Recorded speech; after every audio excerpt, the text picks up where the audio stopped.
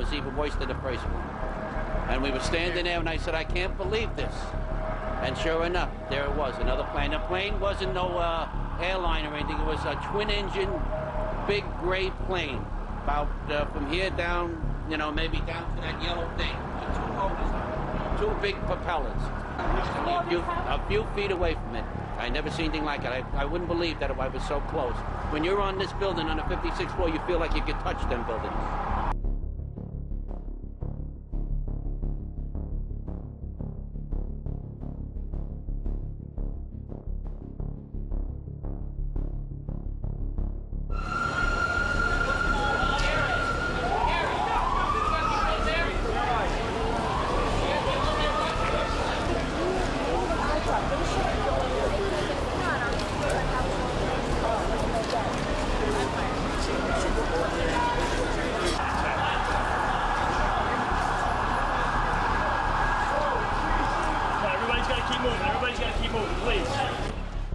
All of the three facts in this video, individually, prove that 9/11 was a state-planned and executed false flag attack.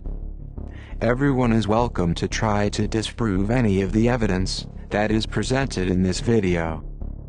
1.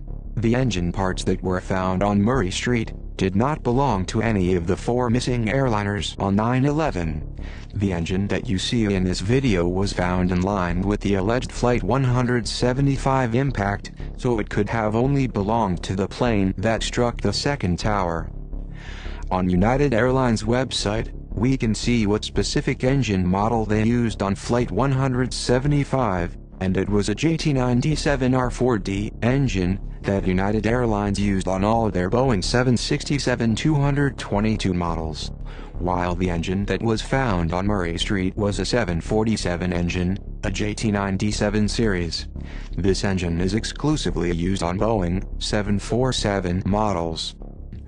This is the cooling duct of Flight 175. This is the cooling duct of the engine that was found in line with the alleged 175 impact.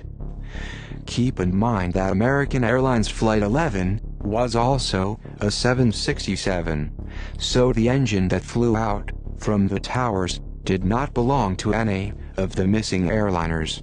What this proves is that the second plane that the government said was Flight 175 was in fact not Flight 175. They did not expect that the engine from any of the attack drones would leave the towers, since the demolitions would make the engines disappear. No evidence of the other engines were found.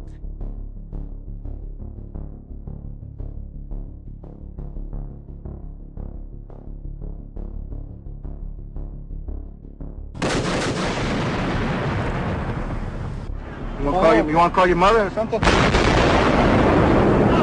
to be right now. You gotta get back. Supposed to be right now. You gotta get back. You know that. You gotta get back. All right. Don't worry about me. Bomb in the building. Start clearing out. Sorry, you said there's a bomb? What'd you say? Bomb in the building. Start clearing out. Got it. A minute before the first demolition, pre-weakening thermite charges were set off to weaken the core. The lobby started to fill with thick white smoke. Agents did everything to prevent people filming it.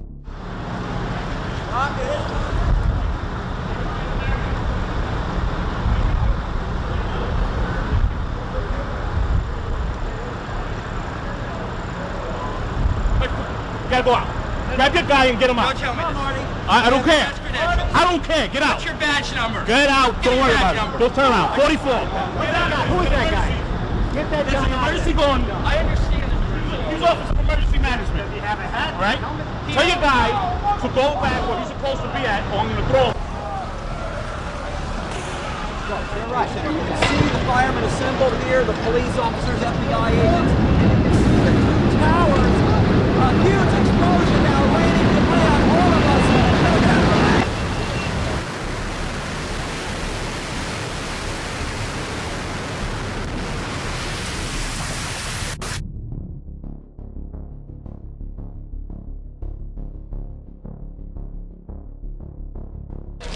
as we were getting our gear on and making our way to the stairway, there was a heavy-duty explosion. The whole building just collapsed on us inside the lobby. Was that a secondary explosion? Yes, it was. That was the planet probably? Yeah, definitely secondary explosion. I heard a second explosion and another rumble. An hour later than that, we had that big explosion from much, much lower. It just went ba-boom, it was like a bomb went off.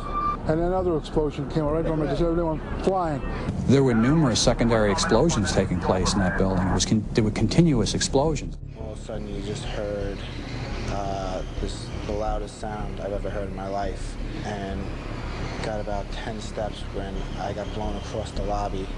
And that's when I lost my tools, my Halligan and my axe. We presume because of the initial explosion there may have been secondary explosions as well that were detonated in the building by these terrorists. Robert Harper. Jimmy, don't get too close, Jimmy. They're still blowing up. This has happened due to explosive material hitting this column and making that bulge. Holy shit. Oh my God. Oh. And the windows are blown away, everything is burned, even fireproofing on this floor is burned and glazed to the steel. The third and best evidence that proves 9/11 was a false flag was that molten steel was found flowing and still burning red hot weeks after the demolitions. No classical demolition or office fire in any type of building has ever produced molten steel, let alone molten steel that remained red hot for weeks after the demolition. Molten steel running down the channel rails, like you're in a foundry. Yeah, like lava. Like it was lava from a volcano. Certain people that the shadow government wanted alive were tipped off and told to not come to work or to come late a certain amount of time. Larry Silverstein was supposed to be at a meeting at the top of one of the towers early that morning, but he never showed up. His daughter was also supposed to show up at work early on 9/11 in Building 7, but she too never showed up.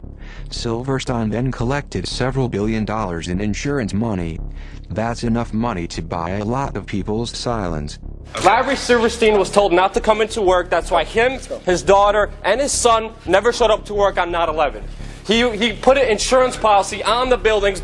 Reporters, do your job, please. Ask some questions. Did I see it? No, I was supposed to be on the 82nd floor for a 9 o'clock meeting, and I was about 10 minutes late to get there. And they're telling me now that planes were going through the 82nd floor area. So I guess I was kind of covered by somebody up above. There's no way. I mean, I'm late for the meeting. Somebody told me to be that way. There's no meeting.